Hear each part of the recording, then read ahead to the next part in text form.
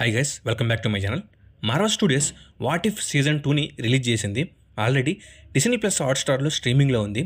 ఈ what if season 2లో టోటల్గా 9 ఎపిసోడ్స్ అయితే ఉన్నాయి. ఈ వాట్ ఇఫ్ తెలుగు లాంగ్వేజ్లో లేదు, ఓన్లీ ఇంగ్లీష్. కొంతమందికి అర్థమై ఉంటుంది, మరి కొందరికి అర్థమై ఉండదు. మన సబ్స్క్రైబర్స్లో ఒక బ్రో వాట్ ఇఫ్ సీజన్ 2 అన్ని ఎపిసోడ్స్ని తెలుగులో ఎక్స్ప్లెయిన్ చేయమన్నాడు. అందుకే ఈ వీడియోలో నేను వాట్ ఇఫ్ సీజన్ 2 ఎపిసోడ్ 1ని క్లియర్గా మీకు అర్థమయ్యే విధంగా ఎక్స్ప్లెయిన్ చేస్తాం. ముందుగా ఈ వీడియో అయితే చాలా ఇంట్రెస్టింగ్ ఉండబోతుంది. ఎవరు స్కిప్ చేయకుండా లాస్ట్ వరకు అయితే చూసేయండి. అలాగే ఈ వీడియో మీకు బాగా నచ్చినట్టు లైక్ చేయండి, షేర్ చేయండి, సబ్స్క్రైబ్ చేసుకోండి. ఇక మెయిన్ కంటెంట్లోకి వెళ్దాం. What if season 2 episode 1 what if nebula join the nova corps. ఇది ఎపిసోడ్ 1 యొక్క టైటిల్. అంటే నెబ్యులా థానోస్కి హెల్ప్ చేయకుండా మరియు గార్డియన్స్ ఆఫ్ ద గెలాక్సీలో జాయిన్ అవ్వకుండా నోవా కార్ప్స్లో జాయిన్ అయితే అనేదే టైటిల్. ఈ ఎపిసోడ్లో మనము టోటల్గా జాండర్ ప్లానెట్ చూస్తాం. జాండర్ని మనము Guardians of the Galaxy volume 1లో చూస్తాం. ఈ జాండర్కి పెద్ద లేడీ నోవా ప్రైమ్. ఎపిసోడ్ ఓపెనింగ్లో మనం యాండు యొక్క బాడీని చూస్తాం. యాండుని ఎవరో బ్రూటల్గా మర్డర్ చేసి ఉంటారు. నెబ్యులా యాండు బాడీని కనిపెడుతుంది. అప్పుడు నోవా కాప్స్ అక్కడికి వస్తారు. వచ్చి బాడీని ఇక్కడ నుండి తీసేయండి అని నోవా అఫీషియల్ కాప్ ఆర్డర్ చేస్తాడు. అప్పుడు నెబ్యులా ఏమైంది, కేసు ఇన్వెస్టిగేషన్ చేయకుండానే బాడీని ఎందుకు మూవ్ చేస్తున్నారని అడుగుతుంది. అప్పుడు ఆ నోవా అఫీషియల్ కాప్ దాన్ని పట్టించుకోడు. ఇక అక్కడ నుండి నెబ్యులా వచ్చేస్తుంది. ఆ తర్వాత నెబ్యులాకి ఏమైంది అనేది చూపిస్తారు. నోవా ఎంపైర్ అండ్ క్రీ ఎంపైర్ ఇద్దరు ఎనిమీస్. ఈ విషయం అందరికీ తెలిసే ఉంటుంది. చాలా ఇయర్స్ నుండి ఈ ఇద్దరికి సరిపోదు. అందుకే జాండర్ అండ్ క్రీ ఈ ఇద్దరు సంధి చేసుకుంటారు. కానీ రోనన్ జాండర్ ప్లానెట్ని ఎప్పటికైనా నాశనం చేయాలని టైం కోసం వెయిట్ చేస్తూ ఉంటాడు. ఎంసీయూ మెయిన్ టైమ్ లైన్లో రోనన్కి ఇన్ఫినిటీ స్టోన్ దొరికిన తర్వాత దానికోసం థానోస్తో ఫైట్ చేస్తాడు. అలాగే జాండర్ని డైరెక్ట్గా అటాక్ చేస్తాడు. కానీ ఈ టైం లైన్లో ఈ యూనివర్స్లో రోనన్ థానోస్ని ఓడించి గెలుస్తాడు. అలాగే ఈ ఫైట్లో గమోరా చనిపోయిందని చెప్పారు. ఇంకా కొన ఊపిరిలో ఉన్న నెబ్యులాని నోవా ప్రైమ్ సేవ్ చేసి తన క్రిమినల్ రికార్డ్స్ అన్నిటినీ ఎరేజ్ చేసి తనకంటూ ఒక న్యూ లైఫ్ని ఇస్తుంది. అలాగే అక్కడ నెబ్యులా నోవా కార్ప్స్లో జాయిన్ అవుతుంది. ఇది నెబ్యులా బ్యాక్ స్టోరీ.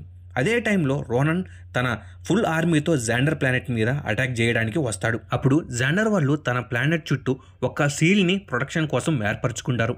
దీన్ని మనము Guardians of the Galaxy volume 1లో చూడవచ్చు. కానీ ఈ షీల్డ్ టెంపరీ, ఓన్లీ 50 years మాత్రమే ఉండగలదు.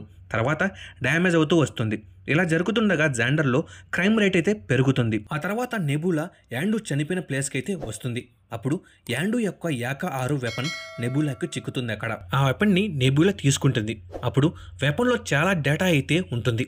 ఇంకా సగం డేటా ఎరేజ్ అయి ఉంటుంది. అప్పుడు యాండు ఏదో చేయకూడని పని చేశాడని నెబ్యులా అర్థం చేసుకుంటుంది. అప్పుడు నోవా ప్రైమ్ నెబ్యులాకి కాల్ చేస్తుంది. యాండు జాండర్ ప్లానెట్ని నాశనం చేయడానికి డార్క్ ఫోర్సెస్తో చేతులు కలిపాడు.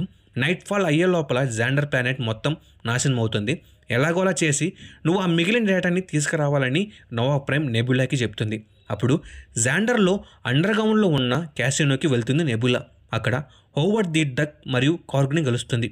అక్కడ మనము డ్రాక్స్ని కూడా చూడవచ్చు. హోవర్డ్ ది డక్ నెబ్యులా చేతిలో ఉన్న యాండు యొక్క యారును చూసి యాండు ఇక లేడని అర్థం చేసుకుంటుంది. అప్పుడు నెబ్యులా జరిగిందంతా చెప్తుంది. అలాగే హోవర్డ్ ది డక్కి యారోలో ఉన్న డేటాను చూపిస్తుంది. అప్పుడు కార్గ్ అక్కడికి డ్రింక్ సర్వ్ చేయడానికి వస్తాడు. కార్గ్ అది ఓల్డ్ సిటీ యొక్క మెయింటెనెన్స్ కోర్ మ్యాప్ అని చెప్తాడు. అందులో జాండర్ యొక్క సెక్యూరిటీ కోడ్ ఉంటుందని చెప్తాడు. అది యూనిట్ B42లో ఉంది అని అంటాడు. అప్పుడు ఎవరో జాండర్ సీల్ని డ్యామేజ్ చేయాలని చూస్తున్నారు అనుకుంటుంది నెబ్యులా. నెబ్యులా ఒక నిమిషం కూడా ఆలోచించకుండా ఆ ఓల్డ్ సిటీకి వెళ్తుంది. అక్కడ యాండ్రాగ్ అనే క్రీ సోల్జర్ ఉంటాడు. ఇతను ఒక మంచి హ్యాకర్. ఇతని హెల్ప్తో జాండర్ని సేవ్ చేయాలని అనుకుంటుంది నెబ్యులా. అప్పుడు యాండ్రాగ్ని అక్కడి నుండి తప్పిస్తుంది. ఇద్దరు కలిసి B42 దగ్గరికి వెళ్తారు. నెబ్యులా జాండర్ సోర్స్ సెక్యూరిటీ కోడ్ని కాపీ చేసి మిగిలిన డేటాని డిలీట్ చేస్తుంది. వెంటనే యాండ్రాగ్ తన చిప్ని నెబ్యులా హెడ్కి పెట్టి ఆ సోర్స్ కోడ్ని ఇతను కాపీ చేసుకుంటాడు. అలా యాండ్రాగ్ నెబ్యులాని మోసం చేసి అక్కడి నుండి ఎస్కేప్ అవుతాడు. ఎలాగోలా నెబ్యులా అక్కడి నుండి వచ్చేస్తుంది. ఈ విధంగా నెబ్యులా ఒక విషయం అయితే తెలుసుకుంటుంది. దీని అంతటికి కారణం నోవా ప్రైమ్ అని కనిపెడుతుంది. అలా నెబ్యులా నోవా ప్రైమ్ని క్వశ్చన్ చేస్తుంది. దానికి ఈ ప్లానెట్ ఎలాగోలా నాశనం అవుతుంది, అదే రోనన్తో చేతులు కలిపితే ఏదో ఒక విధంగా యూజ్ ఉంటుందని నోవా ప్రైమ్ అంటుంది. అలాగే ఆ సోర్స్ కోడ్ని కాపీ చేయాలంటే ఒక సైబర్ కావాలి. ఇక్కడ సైబర్ ఎవరు? నెబ్యులా. అందుకే నోవా ప్రైమ్ నెబ్యులాని యూజ్ చేసుకుంటుంది. అలా నెబ్యులాని చంపమని నోవా కార్ప్స్కి చెప్తుంది. ఇంకా నెబ్యులా చావు బ్రతుకులతో అక్కడ నుండి మళ్ళీ ఎస్కేప్ అవుతుంది. అలా హోవర్డ్ ది డక్ నెబులాని సేవ్ చేస్తాడు. అప్పుడు నెబులా జాండర్ షీల్డ్ నాశనం అవుతుంది, నోవా ప్రైమ్ రోణంతో చేతులు కలిపిందని చెబుతుంది. అప్పుడు నెబులా యాండు యొక్క డ్రెస్ వేసుకుని యాండు యొక్క ఏర తీసుకుంటుంది. అలా వీళ్ళందరూ ఇక్కడ టీమప్ అవుతారు. ఈ యూనివర్స్లో Guardians of the Galaxy team వీళ్ళే అని మనం తెలుసుకోవాలి. అలా నెబులా డ్యామేజ్ అవుతున్న షీల్డ్ని సేవ్ చేసి రోనాన్ని ఆపుతుంది. అలాగే నోవా ప్రైమ్తో ఫైట్ చేస్తుంది. నోవా ప్రైమ్కి ఒక ఛాన్స్ కూడా ఇస్తుంది, కానీ నోవా ప్రైమ్ అది యూజ్ చేసుకోదు. అందుకని నోవా ప్రైమ్ని చంపేస్తుంది. అలాగే రోనాన్ని మరియు అతని షిప్ని కూడా నాశనం చేస్తుంది. అలాగా జాండర్ ప్లానెట్ని నెబులా సేవ్ చేస్తుంది. ఇక ఇది guys what if season 2 episode 1 అయితే. ఈ ఎపిసోడ్ని మీకు మంచిగా అర్థమయ్యే విధంగా నేను ఎక్స్ప్లెయిన్ చేస్తానని అనుకుంటున్నాను. ఇంకా సెకండ్ ఎపిసోడ్తో మళ్ళీ కలుసుకుందాం. అలాగే ఈ వీడియో మీకు బాగా నచ్చినట్టు లైక్ చేయండి, షేర్ చేయండి, సబ్స్క్రైబ్ చేసుకోండి. Okay, bye guys.